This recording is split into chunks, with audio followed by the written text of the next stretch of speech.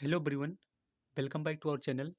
इस वीडियो में हम बीएससी नर्सिंग फर्स्ट सेमेस्टर से रिलेटेड बात करने वाले हैं। आप सभी के मन में काफ़ी डाउट आ रहा होगा कि बीएससी नर्सिंग की पढ़ाई कैसे स्टार्ट करें, कौन-कौन से सब्जेक्ट पढ़ने हैं हमें फर्स्ट सेमेस्टर में, बुक कौन-सी लेनी चाहिए, नोट्स कैसे बनाएँ, एग्ज़ाम कितने होते हैं। तो आपके मन में जितने भी डाउट आ रहे होंगे फर्स्ट सेमेस्टर से रिलेटेड, इस वीडियो में हम सभी डाउट क्लियर करेंगे। आपका कोई भी डाउट नहीं बचेगा इस वीडियो को देखने के बाद। तो अगर आप चैनल पे नए हैं तो चैनल को सब्सक्राइब ज़रूर कर लें, क्योंकि आप बीएससी नर्सिंग जब तक आपका कंप्लीट नहीं हो जाता, ये चैनल आपके हमेशा साथ रहेगा। जितनी भी प्रॉब्लम आपको आएँगी, सभी का सॉल्यूशन इस चैनल के द्वारा आपका किया जाएगा। तो बिना देरी के वीडियो को शुरू करते हैं और आपका एक-एक डाउट को क्लियर करते हैं। तो सबसे पहले आपका डाउट होगा कि आपकी क्लासेस कब से स्टार्ट होगी? तो आपके जो क्लासेस हैं, वो 1 अगस्त से स्टार्ट कर दी जाएँगी। अब चाहे आपका एडमिशन फर्स्ट राउंड में हुआ हो, चाहे आपका एडमिशन सेकंड राउंड में हुआ हो, आपका दोनों लोगों का क्लासेस जो है वो फर्स्ट अगस्त से स्टार्ट कर दी जाएंगी। ये है कि जो जिनका एडमिशन फर्स्ट राउंड में हुआ था उन्हें काफ़ी टाइम मिल गया अपना पूरा मैनेजमेंट करने का, लेकिन जो सेकंड राउंड में जिनका एडमिशन हो रहा है उन्हें थोड़ा कम टाइम मिलेगा अपना सब कुछ मैनेज करने में। लेकिन आपकी जो प्रॉपर क्लासेस हैं वो 1 तारीख से स्टार्ट हो जाएंगी। अब बात आती है कि आपको बीएससी नर्सिंग फर्स्ट सेमेस्टर में कौन-कौन से सब्जेक्ट पढ़ने हैं, तो उस पे भी बात कर लेते हैं कि आपको बीएससी नर्सिंग फर्स्ट सेमेस्टर में कौन-कौन से सब्जेक्ट पढ़ना है। तो आपका जो सब्जेक्ट है, यहाँ पे आप देख सकते हैं, पहला सब्जेक्ट है अप्लाइड एनाटॉमी एंड फिजियोलॉजी। यहाँ पे पेयर में लिखा हुआ है, सब कुछ बताएँगे आपको, एक-एक डाउट आपको क्लियर करेंगे। पहला सब्जेक्ट है अप्लाइड एनाटॉमी एंड फिजियोलॉजी, दूसरा है अप्लाइड सोशियोलॉजी, फिर है साइकोलॉजी, फिर है नर्सिंग फाउंडेशन फर्स्ट। यहाँ आपको टोटल 4 सब्जेक्ट पढ़ने हैं, जिसमें से अप्लाइड एनाटॉमी एंड फिजियोलॉजी एक साथ पढ़ना है, सोशियोलॉजी अलग आपको पढ़ाया जाएगा, साइकोलॉजी आपको अलग पढ़ाया जाएगा और नर्सिंग फाउंडेशन आपको अलग पढ़ाया जाएगा। मतलब आपके 4 सब्जेक्ट हैं, 4 किताबें आपको लेनी पड़ेंगी। एक बार इन चारों सब्जेक्ट के बारे में बता देते हैं कि इन चारों सब्जेक्ट के बारे में आपको क्या पढ़ाया जाएगा, जिससे आपको ये पता रहे कि मुझे पढ़ना क्या है। तो जिसमें अप्लाइड एनाटॉमी एंड फिजियोलॉजी लिखा है, इसका अगर डायरेक्ट मीनिंग बताएँ तो बायोलॉजी से इसका रिलेटेड है। जैसे हम 11-12 में बायोलॉजी पढ़ते थे, तो किसी भी ह्यूमन बॉडी के ऑर्गन के बारे में पढ़ते थे, तो उस ऑर्गन के बारे में लोकेशन देखते थे, उसका आकार कैसा है, शेप कैसा है, तो और जस्ट उसके बाद हम उसका फंक्शन भी पढ़ लेते थे कि ये ऑर्गन कैसे काम करता है और उसका कार्य क्या है। लेकिन यहाँ पे आपको क्या है कि सेम वही चीज़ें यहाँ पे पढ़ाई जाएँगी, बस क्या है कि यहाँ पे डिवाइडेड रहेंगी। जैसे आपको एनाटॉमी में, जब आपकी क्लास एनाटॉमी में चलेगी, तो इसका मतलब ये रहेगा कि आपके किसी भी ऑर्गन के स्ट्रक्चर के बारे में पढ़ाया जाएगा। कोई भी ऑर्गन रहेगा बस उसके स्ट्रक्चर के बारे में पढ़ाया जाएगा। अगर आपकी फिजियोलॉजी की क्लास चलती है, तो उसका मतलब अब ये रहेगा कि किसी भी ऑर्गन का फंक्शन पढ़ाया जाएगा। तो ये एनाटॉमी और फिजियोलॉजी का अंतर है, ये आपको पता होना चाहिए कि एनाटॉमी में स्ट्रक्चर पढ़ाया जाएगा और फिजियोलॉजी में उसका फंक्शन पढ़ाया जाएगा। तो ये एक सब्जेक्ट आपका क्लियर हो गया कि आपको क्या पढ़ाया जाएगा। फिर है अगला कि सोशियोलॉजी। तो सोशियोलॉजी जो है इसे समाज से रिलेटेड आपको पढ़ाया जाएगा कि सोशियोलॉजी की एक बुक है, उसमें आपको समाज के बारे में पढ़ाया जाएगा। फिर अगला बुक है, अगला सब्जेक्ट है साइकोलॉजी। साइकोलॉजी में मतलब होता है कि मनोविज्ञान, आपको मनोविज्ञान से रिलेटेड पढ़ाया जाएगा। फिर लास्ट है, एक है नर्सिंग फाउंडेशन फर्स्ट। यहाँ पे फर्स्ट सेमेस्टर में आपको नर्सिंग फाउंडेशन फर्स्ट पढ़ाया जाएगा और जब आप सेकंड सेमेस्टर में जाएँगे तो वहाँ पे आप नर्सिंग फाउंडेशन सेकंड पढ़ाया जाएगा।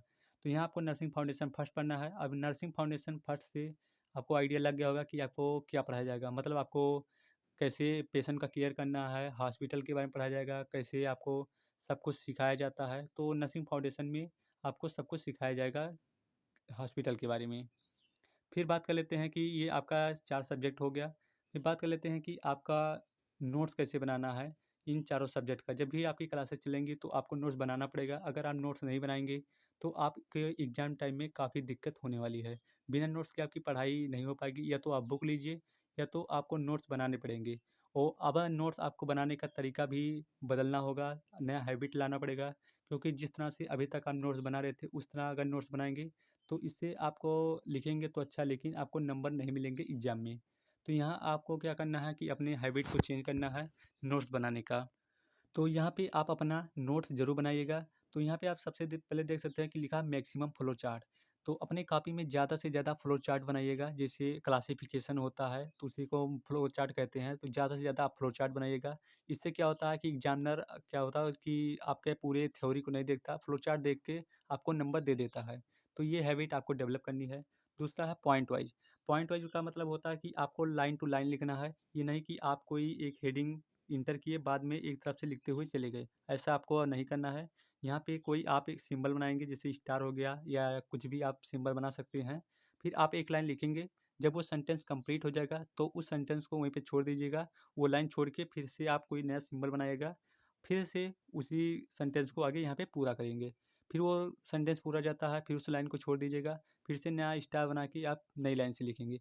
तो इसे कहते हैं पॉइंट वाइज़। तो आपको यहाँ पे पॉइंट वाइज़ लिखना है, ये नहीं कि एक तरफ से पैराग्राफ भरते हुए चले जाएँगे। ये हैबिट आपको डेवलप करनी होगी अभी से ही, क्योंकि ये नंबर बढ़ाने में काफ़ी मदद करते हैं। फिर है डायग्राम, आपको एनाटॉमी में हर जगह आपको डायग्राम बनाना पड़ेगा। अगर डायग्राम बनाना आपको नहीं आ रहा है, तो अभी से सीख लीजिए डायग्राम बनाना, क्योंकि अभी बहुत टाइम है। क्योंकि बिना डायग्राम के आपके एनाटॉमी में नंबर नहीं मिलेंगे। एनाटॉमी में जितना आप डायग्राम बनाएँगे उतना ही आपके लिए अच्छा रहेगा। फिर है लास्ट में शॉर्ट नोट्स। शॉर्ट नोट्स का मतलब होता है जब आपकी क्लासेस चलेंगी, तो वहाँ पे जब टीचर पढ़ाएँगे तो आप क्या करिएगा, उसका शॉर्ट नोट्स बना लीजिएगा। शॉर्ट नोट बहुत हेल्पफुल होता है आपके नोट्स बनाने में। बाद में अगर आप बढ़िया से नोट बनाना चाहेंगे तो शॉर्ट नोट से बना सकते हैं। और दूसरा, आपके एग्ज़ाम टाइम में कम समय में शॉर्ट नोट से बहुत अच्छी तरीके से तैयारी कर सकते हैं। कम समय में आप पूरा सिलेबस कवर कर लेंगे शॉर्ट नोट्स के द्वारा। तो जब आपका क्लासेस चलेंगी तो आप लेक्चर वीडियो जो क्लासेस चलती हैं उसका शॉर्ट नोट्स आप बना लीजिएगा। तो ये हैबिट आपको डेवलप करनी है कि आपको मैक्सिमम फ्लो चार्ट बनाना है, पॉइंट वाइज लिखना है, डायग्राम बनाना है और शॉर्ट नोट्स आपको बनाना ही बनाना है। इससे आपकी ही प्रिपरेशन अच्छी होगी। बाकी अब इसके बाद में आपको बात कर लेते हैं कि आपको कौन-सी बुक फॉलो करनी चाहिए, कौन-सी बुक लेनी चाहिए किसी भी सब्जेक्ट के लिए। तो बुक बताने से पहले आपको ये चीज़ पता होना चाहिए कि आपको पढ़ना क्या है। तो मैंने सब्जेक्ट बता दिया, तो अब आप क्या करना है कि आपको सिलेबस डाउनलोड करना है। जब आपके क्लासेस चलेंगी तो आपके टीचर सिलेबस देंगे, नहीं तो आपके हमारे टेलीग्राम चैनल पे सिलेबस दिया गया है बीएससी नर्सिंग फर्स्ट सेमेस्टर का। सिलेबस का आपको फ़ोटोकॉपी करा लेनी है। सिलेबस में आपको ये पता चल जाएगा कि आपको कौन-कौन से चैप्टर पढ़ने हैं और उस चैप्टर के अंतर्गत कौन-कौन सी हेडिंग पढ़नी है। क्योंकि आपके पास सिलेबस रहेगा तो आपका पूरा सिलेबस कवर हो जाएगा, क्योंकि बुक में बहुत सी चीज़ें एक्स्ट्रा दी रहती हैं और बहुत सी चीज़ें नहीं रहती हैं। तो अगर आपके पास सिलेबस रहेगा, तो अगर वो चीज़ें आपके सिलेबस में दी गई हैं और बुक में नहीं है, तो आप उसे कहीं से भी ढूँढ के पढ़िएगा, क्योंकि सिलेबस में दिया है तो वहाँ से क्वेश्चन आएँगे। अगर आपके सिलेबस में वो चीज़ नहीं दिया है और बुक में दिया है, तो उस चीज़ को आपको पढ़ने की ज़रूरत नहीं है, क्योंकि वो चीज़ आपके सिलेबस में नहीं दी गई है। तो आपको अपने सिलेबस के अकॉर्डिंग पढ़नी है, बुक के अकॉर्डिंग नहीं पढ़नी है। जो आपके हेडिंग दिए रहेंगे सिलेबस में, बस आपको वही चीज़ें पढ़नी है। तो यहाँ बात कर लेते हैं सबसे पहले अप्लाइड एनाटॉमी एंड फिजियोलॉजी की कौन-कौन सी बुक है। तो यहाँ पे हमने 3 राइटर की बुक दिया है, जैसे पहला देख सकते हैं कि Roshan L Wilson, BD Chaurasia, Mukesh Kumar Chippa और एक है एनके पब्लिकेशन।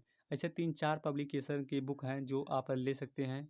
यहाँ पे हम पहले बता देते हैं कि रोशन एंड विल्सन और बीडी चौरसिया जो बुक हैं, अगर आपको एक्स्ट्रा नॉलेज लेना है, आपको बहुत गहराई में पढ़ना है एनाटॉमी एंड फिजियोलॉजी को, तो इस बुक को आप फॉलो कर सकते हैं, रोशन एंड विल्सन और बीडी चौरसिया। दरअसल ये दोनों जो बुक होती हैं, ये एमबीबीएस वाले स्टूडेंट ज़्यादा फॉलो करते हैं अपने एनाटॉमी एंड फिजियोलॉजी को पढ़ने के लिए।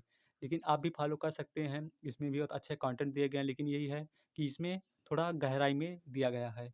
बाकी जो नीचे दिया गया है मुकेश कुमार चिप्पा, ये काफ़ी अच्छी बुक है। इसमें पॉइंट टू पॉइंट दिया गया है, विथ डायग्राम दिया गया है, फ्लो चार्ट भी दिया गया है। बहुत अच्छा बुक है मुकेश कुमार चिप्पा का। इसका मैं आपको डेमो दिखा दूँगा कि ये बुक कैसी है। लेकिन आपको अपने सिलेबस के अकॉर्डिंग पढ़नी है, जो सिलेबस में दिया होगा आपको वही पढ़नी है। तो ये आपको इसमें से कोई भी बुक आप ले सकते हैं, जैसे इसमें से रोशन बेल से भी ले सकते हैं, बीडी चौरसिया भी है, मुकेश कुमार चिप्पा है, बाकी बहुत सारी बुक हैं आप एनाटॉमी एंड फिजियोलॉजी की जो ऑनलाइन मँगा सकते हैं। तो ये एनाटॉमी एंड फिजियोलॉजी की कुछ बुक थी जो हमने आपको बता दी हैं, आप अपने अकॉर्डिंग उसे आप मँगा सकते हैं। फिर बात कर लेते हैं कि अप्लाइड सोशियोलॉजी एंड साइकोलॉजी की कौन सी बुक लेनी चाहिए। तो सोशियोलॉजी की अलग बुक है और साइकोलॉजी की अलग बुक है। तो जो सोशियोलॉजी और साइकोलॉजी के एक ही राइटर हैं, जो है आर सिरवानी। आर सिरवानी का जो बुक है बहुत अच्छी बुक है, सिंपल लैंग्वेज में लिखी गई है, बहुत आसानी से समझ में आ जाएगा। चाहे आप हिंदी मीडियम के स्टूडेंट हो या इंग्लिश मीडियम के स्टूडेंट हो, आर सिरवानी की बुक अच्छी है, बहुत सिंपल लैंग्वेज में लिखी गई है। तो सोशियोलॉजी का बुक जो आप लेंगे वो आर सिरवानी का ले लीजिएगा, और साइकोलॉजी का बुक लेंगे तो वो भी आर शिवानी का ले लीजिएगा। दोनों बुक के जो राइटर हैं काफ़ी अच्छे हैं, काफ़ी अच्छी तरीके से लिखी गई है। तो ये सोशियोलॉजी और साइकोलॉजी का बुक हमने आपको बता दिया। फिर बात कर लेते हैं कि नर्सिंग फाउंडेशन की बुक। जो नर्सिंग फाउंडेशन की बुक है वो है सबसे पहले आई क्लेमेंट। आई क्लेमेंट बुक जो है काफ़ी अच्छी है। इसमें जो प्रोसीजर दिए गए हैं बहुत अच्छे से समझाए गए हैं कि आपको कैसे पेशेंट के साथ केयर करना चाहिए, क्या-क्या स्टेप बाय स्टेप आपको समझाए गए हैं। और दूसरा इसका लैंग्वेज भी काफ़ी सिंपल है। फिर है इनके पब्लिकेशन बुक भी बहुत अच्छी है, आप रेफ़र कर सकते हैं। एक बार हम दोनों बुक का एक बार पीडीएफ आपको हम प्रोवाइड कर देंगे, पढ़ लीजिएगा आपको, उसके बाद आप इसको परचेज़ करिएगा कि आपको कौन-सा बुक सूटेबल लगता है। बाकी जो आपको बुक अच्छी लगती है, आप उसे आप परचेज़ कर सकते हैं। तो बुक से रिलेटेड भी आपको हमने सारी चीज़ें बता दी, आपको सब्जेक्ट बता दिया कि कौन-कौन से सब्जेक्ट पढ़ने हैं, सिलेबस बता दिया कि सिलेबस के अकॉर्डिंग आपको पढ़ाई करनी है, सिलेबस डाउनलोड करके अपने पास ज़रूर रखिएगा और बुक भी बता दिया कि आपको कौन से बुक में कौन से राइटर का बुक लेनी चाहिए। तो अब बात कर लेते हैं कि आपके एग्ज़ाम के बारे में, क्योंकि आपको सब कुछ पता होना चाहिए, तभी आप अपनी पढ़ाई को अच्छा कर पाएँगे। जब आपके उस चीज़ के बारे में सब कुछ पता रहेगा, तभी आप उसके बारे में अच्छा कर पाएँगे। तो एग्ज़ाम के बारे में बता देते हैं कि कोई भी आपको डाउट ना रहे। तो आपके फर्स्ट सेमेस्टर में 3 एग्ज़ाम होने वाले हैं, जिसमें से 2 एग्ज़ाम इंटरनल होगा, 1 एग्ज़ाम एक्सटर्नल होगा। एक्सटर्नल मतलब होता है यूनिवर्सिटी एग्ज़ाम, जिसमें से 2 इंटरनल एग्ज़ाम जो होगा वो कॉलेज बेस पे होगा। कॉलेज वाले आपके पेपर बनाएँगे, वही कॉपी चेक करेंगे। लेकिन जो यूनिवर्सिटी एग्ज़ाम होता है वो भी कॉलेज पे ही होता है, लेकिन कॉपी और पेपर जो होता है बाहर से आता है और बाहर ही चेक होता है। तो टोटल आपके 3 एग्ज़ाम होने वाले हैं, 2 इंटरनल, 1 यूनिवर्सिटी एग्ज़ाम। अब बात कर लेते हैं कि आपको इन एग्ज़ाम में कौन से किस टाइप के क्वेश्चन आते हैं, कैसे पेपर को सेट किया जाता है। क्योंकि ये काफ़ी इम्पोर्टेंट है, आपको अभी से ही इस चीज़ को फॉलो करना चाहिए, नहीं तो आपके फेल होने के चांसेस काफ़ी बढ़ जाते हैं। यहाँ पे आपको बहुत अच्छे से समझना होगा। जैसे यहाँ पे लिखा है एनाटॉमी एंड फिजियोलॉजी, तो एनाटॉमी एंड फिजियोलॉजी का जब आपका एक दिन एग्ज़ाम होगा, टोटल आपके 2 पेपर होंगे। एक पेपर आपका होगा एनाटॉमी एंड फिजियोलॉजी का, दूसरा पेपर होगा आपका सोशियोलॉजी एंड साइकोलॉजी का। जो नर्सिंग फाउंडेशन का आपको बताया गया था सब्जेक्ट, नर्सिंग फाउंडेशन फर्स्ट आपको केवल फर्स्ट सेमेस्टर में पढ़ना है, लेकिन उसका एग्ज़ाम नहीं होता है। कोई भी यूनिवर्सिटी एग्ज़ाम आपका नहीं होगा नर्सिंग फाउंडेशन का, बस कॉलेज बेस पे होगा इंटरनल एग्ज़ाम। हाँ, लेकिन आप जब सेकंड सेमेस्टर में जाएँगे तो नर्सिंग फाउंडेशन का एग्ज़ाम होगा, लेकिन उसमें जो क्वेश्चन आएँगे वो फर्स्ट सेमेस्टर के भी क्वेश्चन आएँगे और सेकंड सेमेस्टर के भी क्वेश्चन आएँगे। तो आपको नर्सिंग फाउंडेशन भी अच्छे से पढ़ना होगा, क्योंकि फर्स्ट सेमेस्टर में एग्ज़ाम नहीं होगा, लेकिन सेकंड सेमेस्टर में एग्ज़ाम होगा। तो फर्स्ट सेमेस्टर में आपका केवल 2 ही एग्ज़ाम होगा, एक एनाटॉमी एंड फिजियोलॉजी का होगा और दूसरे दिन आपका सोशियोलॉजी और साइकोलॉजी का होगा। अब यहाँ पे आपको समझने वाली बात है कि एनाटॉमी एंड फिजियोलॉजी का जब आपका एग्ज़ाम होगा, तो अब आपको वहाँ पे 2 कॉपियाँ मिलेंगी, एक एनाटॉमी की कॉपी मिलेगी और एक फिजियोलॉजी की कॉपी मिलेगी। पेपर एक ही मिलेगा, लेकिन उसमें 2 सेक्शन होंगे, एक सेक्शन में आपके एनाटॉमी के क्वेश्चन दिए होंगे और एक सेक्शन में आपको फिजियोलॉजी के क्वेश्चन दिए होंगे। बात अब यहाँ पे आती है कि आपको दोनों में पास होना ज़रूरी है। मतलब आपको एनाटॉमी वाले भी कॉपी में पास होना कंपल्सरी है और फिजियोलॉजी वाले भी कॉपी में पास होना ज़रूरी है। जैसे टोटल 75 मार्क्स का होता है, तो आपका जो एनाटॉमी का क्वेश्चन आएँगे वो 38 नंबर के आएँगे और जो फिजियोलॉजी के क्वेश्चन आएँगे वो 37 मार्क्स के आएँगे। अब आपको अगर पास होना है तो कम से कम 50% मार्क लाना ही लाना होगा। जैसे एनाटॉमी अगर 38 नंबर का होगा तो कम से कम आपको 19 नंबर लाना है। अगर आप 19 नंबर से 1 भी नंबर कम हो जाता है तो आप फेल हो जाएँगे। तो एनाटॉमी और फिजियोलॉजी दोनों में भी पास होना कंपल्सरी है। किसी में भी अगर आप फेल होते हैं तो पूरे में फेल माने जाएँगे। अगर आप एनाटॉमी में फेल हो जाते हैं, फिजियोलॉजी में पास हो जाते हैं, तो आप पूरे में फेल माने जाएँगे, क्योंकि दोनों में पास होना कंपल्सरी है। तो इसीलिए अभी से आपको दोनों को मैनेज करके पढ़ना है। ये नहीं कि आप एनाटॉमी पढ़िए, फिजियोलॉजी को मत पढ़िए। अगर ऐसा करेंगे तो आप एक में पास होंगे, एक में फेल होंगे, बाद में आप पूरे में फेल माने जाएँगे। वैसे सोशियोलॉजी और साइकोलॉजी का दूसरे दिन एग्ज़ाम होगा, वैसे सोशियोलॉजी 38 नंबर का होगा, साइकोलॉजी 37 नंबर का होगा। 2 कॉपियाँ मिलेंगी, दोनों में पास होना कंपल्सरी है। किसी में भी बैक अगर आपका लगता है, फेल होते हैं, तो आपको पूरा एग्ज़ाम फिर से देना पड़ेगा। ऐसा नहीं है कि सोशियोलॉजी में पास थे, साइकोलॉजी में फेल थे, तो अगली बार जब आपका एग्ज़ाम होगा तो केवल आपका साइकोलॉजी का होगा। फिर से आपको सोशियो का भी एग्ज़ाम देना पड़ेगा। तो ये चीज़ें आपको पता होनी चाहिए अभी से ही, क्योंकि आप एक सब्जेक्ट पे ज़्यादा फोकस करेंगे, एक सब्जेक्ट पे आप फोकस नहीं करेंगे, तो आपको एग्ज़ाम में टाइम में दिक्कत होने वाली है। तो अभी से आपको ये चीज़ें डेवलप करनी है कि आपको सभी सब्जेक्ट पढ़ना ही है। बाकी इन नर्सिंग फाउंडेशन का एग्ज़ाम नहीं होगा, बस ये आपका यही 2 एग्ज़ाम होगा इस फर्स्ट सेमेस्टर में, सेकंड सेमेस्टर में आपका नर्सिंग फाउंडेशन का एग्ज़ाम होगा। तो ये 75 मार्क्स का आपका पेपर होने वाला है, जिसमें से 25 मार्क्स आपको कॉलेज वाले देंगे आपके बिहेवियर पे, आपके इंटरनल मार्क्स पे और आपके अटेंडेंस पे। तो ये 25 मार्क्स आपको मिलने वाले हैं। अब 25 में जितना आपका जैसा बिहेवियर होगा, वैसा आपको नंबर मिलेगा। तो ये आपका एग्ज़ाम के बारे में बता दिए कि आपको एग्ज़ाम में कितने पेपर होंगे और आपको कौन-कौन सी चीज़ें फ़ॉलो करनी चाहिए। अब बात कर लेते हैं आपके हॉस्पिटल ड्यूटी के बारे में कि आप फर्स्ट सेमेस्टर में क्या आपका हॉस्पिटल पोस्टिंग लगती है कि नहीं लगती है। तो आपका पहले तो अभी 3 या 4 महीने आपकी क्लासेस चलेंगी। जब आपकी क्लासेस चल जाएँगी उसके बाद आपका 1 से 2 महीना आपकी ड्यूटी भी लगती है। ड्यूटी लगेगी, वहाँ आपको पेशेंट का केयर भी करना है, सीखना है और साथ-साथ आपको वहाँ पे फ़ाइल भी बनानी पड़ती है। तो आप फ़ाइल बनाने का टेंशन मत लीजिएगा, टेलीग्राम चैनल पे मैंने सब कुछ फ़ाइल अपलोड कर दिया है, तो वहाँ से आप देख के अपना आसानी से फ़ाइल हॉस्पिटल वाली फ़ाइल तो आप आसानी से बना सकते हैं। इसलिए मैंने बोला है कि टेलीग्राम चैनल को भी जॉइन कर लीजिएगा क्योंकि आपको सभी स्टडी मटेरियल आपको वहीं पे मिलेंगे। तो आप मेक श्योर आप हॉस्पिटल ड्यूटी भी करेंगे और आपकी फ़ाइल भी बनानी पड़ती है। फिर लास्ट में आ जाता है स्टडी मटेरियल के बारे में। तो आपको कोई भी स्टडी मटेरियल आपको चाहिए, मैंने फर्स्ट सेमेस्टर के लगभग सभी study material books, PDF, hand written notes सब कुछ अपलोड कर दिए हैं अपने टेलीग्राम चैनल पे। डिस्क्रिप्शन में आपका टेलीग्राम चैनल दिया गया है, तो वहाँ से आप ज्वाइन कर लीजिएगा। जो भी आपके डाउट आएँगे वहाँ पे डिस्कशन चैनल भी बनाया गया है, तो वहाँ पे आप डिस्कस कर सकते हैं। तो वहाँ पे आपको पीडीएफ मिल जाएगा, हैंड रिटन नोट्स मिल जाएगा, हॉस्पिटल रिक्वायर्ड जितने भी असाइनमेंट है सब कुछ मिल जाएगा। सबसे प्रॉब्लम यही होती है कि हॉस्पिटल में जो असाइनमेंट बनाना होता है, सबसे बड़ी बात यही होती है कि उसको बनाया कैसे जाता है। बहुत समस्या आती है उसको बनाने में, इसलिए मैंने सब कुछ अपलोड कर दिया है, आपको कोई भी दिक्कत नहीं आने वाली है। आप आसानी से उसे डाउनलोड करके आप बना सकते हैं, आपको कोई भी प्रॉब्लम नहीं आएगी। बस आपको क्या करना है, बस आपको टेलीग्राम चैनल को जॉइन करके रखना है। तो मैंने लगभग आपके फर्स्ट सेमेस्टर से रिलेटेड सब कुछ की डाउट क्लियर कर दिया है।